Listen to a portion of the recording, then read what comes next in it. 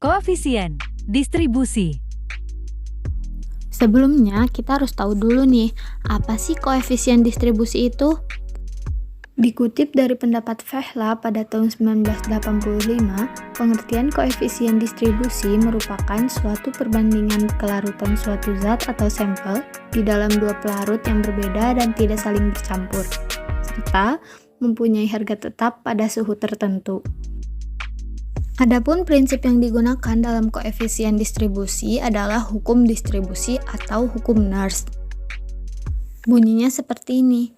Jika suatu sistem terdiri dari dua lapisan yang tercampur sebagian atau tidak tercampur, ditambahkan zat ketiga yang larut ke dalam kedua lapisan tersebut, maka zat ketiga akan terdistribusi di antara kedua lapisan tersebut dengan perbandingan tertentu. Dan adapun menurut Walter Nernst atau sang pencipta hukum distribusi atau hukum Nernst tersebut, beliau mengatakan bahwa hukum tersebut hanya berlaku bila zat terlarut tidak mengalami perubahan pada kedua pelarut. Bila zat terlarut mengalami disosiasi atau asosiasi, hukum di atas hanya berlaku untuk komponen yang sama. Berikut adalah alat dan bahan yang dibutuhkan saat melakukan prosedur. Baik, untuk alat dan bahan, alat terdiri dari beker gelas, botol tertutup 250 ml, alat pengocok, buret 50 ml, corong pisah gelas 250 ml, Erlenmeyer, gelas ukur 50 ml, dan 10 ml. Yang terakhir ada pipet. Dan untuk bahan, terdiri dari aquades, amilum, kloroform CCl4, larutan iodium dalam kloroform, natrium tiosulfat 0,01 N. Untuk selanjutnya, di dalam prosedur, langkah pertama yang kita lakukan adalah 1. Disiapkan 3 botol. Botol ke-1 diisi dengan 8 ml I2 dalam CHCl3 ditambah 80 ml H2O. Botol kedua diisi dengan 6 ml I2 dalam CHCl3 ditambah 2 ml CHCl3 ditambah 80 ml H2O. Dan di dalam botol ketiga diisi dengan 4 ml I2 dalam CHCl3 ditambah 4 ml CHCl3 ditambah 80 ml H2O. Selanjutnya, kocok selama 30 menit. Kemudian, masing-masing 5 ml dititrasi dengan Na2S2O3 sampai berwarna kuning jerami. Lalu, ditambahkan 2-3 tetes amilum sampai berubah menjadi bening.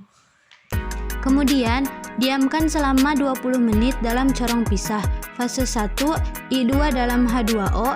Fase 2, I2 dalam CHCl3. Diambil 5 ml.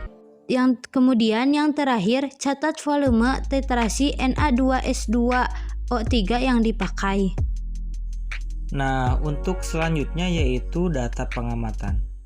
Untuk perlakuannya, pada botol 1, I2 dalam H2O, hasil pengamatannya yaitu berwujud cair dan berwarna coklat keruh. Kemudian I2 dalam CHCl3 atau kloroform, yaitu hasil pengamatannya sedikit kental dan berwarna merah keunguan.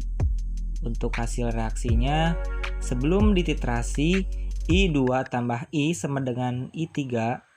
Setelah dititrasi, I2 tambah 2 Na2S2O3 sama dengan 2 NaI tambah Na2S4O6. Selanjutnya pada botol 2, I2 dalam H2O, hasil pengamatannya berwujud cair dan berwarna oranye. Kemudian I2 dalam CHCl3 atau kloroform, yaitu hasil pengamatannya berwujud cair dan berwarna pink.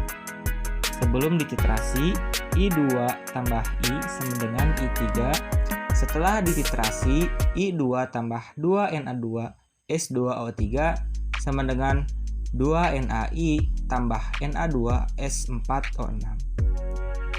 Selanjutnya untuk botol 3 yaitu I2 dalam H2O, hasil pengamatannya berwujud cair dan berwarna coklat keruh. Kemudian I2 dalam CHCl3 atau kloroform, hasil pengamatannya berwarna ungu. Kemudian reaksinya sebelum dititrasi I2 tambah I sama dengan I3. Kemudian setelah dititrasi I2 tambah 2Na2S2O3 sama dengan 2NaI tambah Na2S4O6.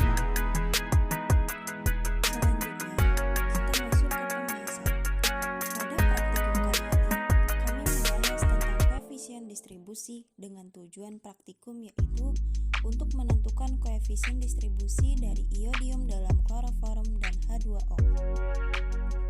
Diketahui cara kerja dari prosedur, yaitu tiap 3 buah botol yang berisi konsentrasi dari larutan iodium dalam kloroform dan H2O direaksikan bersama. Lalu masing-masing setiap larutan dimasukkan ke dalam botol corong, dikocok selama 30 menit.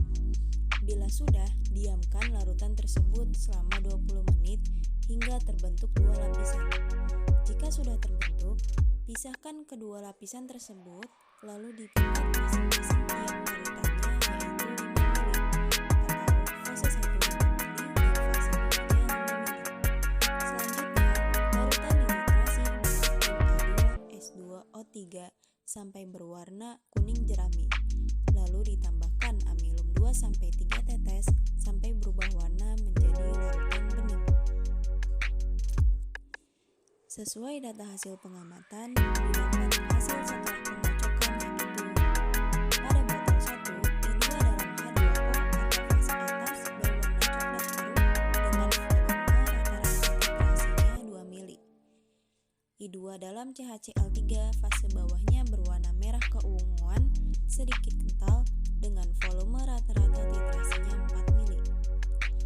Lalu pada botol kedua, I2 dalam H2O fase atasnya berwarna orange dengan volume rata-rata titrasinya 1,5 mili. I2 dalam CHCl3 fase bawahnya berwarna pink dengan volume rata-rata titrasinya 3,5 mili. Dan terakhir, pada botol 3, I2 dalam H2O fase atasnya berwarna coklat keruh dengan volume rata-rata titrasinya 1 mili dan fase bawahnya berwarna ungu dengan volume rata-rata titrasinya 2,5 mili. Analisa pembahasan dari praktikum ini adalah lapisan atas dapat berwarna kuning atau kecoklatan karena merupakan larutan campuran antara iodium dalam kloroform dan air yang memiliki massa jenis 0,48 gram per mili. Sedangkan larutan yang berwarna ungu atau pink di bawahnya merupakan larutan iodium dalam kloroform yang tercampur dalam kloroform yang memiliki massa jenis lebih besar, yakni 1,48 gram per mili. Dalam larutan tersebut, di mana air merupakan larutan yang polar, sehingga dapat melarutkan kloroform yang bersifat nonpolar, juga penyebab dari terpisahnya larutan tersebut. Iodium memiliki sifat yang dapat larut dalam kloroform dan air, sehingga distribusi iodium dapat berlangsung pada kedua larutan tersebut. Selanjutnya, kita masuk ke dalam perhitungan. Nah, di sini kita menghitung penentuan konstanta distribusi. Sebelum kita menghitung, kita harus tahu dulu nih, rumus konstanta distribusi itu apa. Nah, di sini terdapat tertera cara menghitung KD, yaitu C1 per C2 sama dengan V1 dikali N1 sama dengan V2 dikali N2 per V1 dikali N1 juga sama dengan V2 kali N2.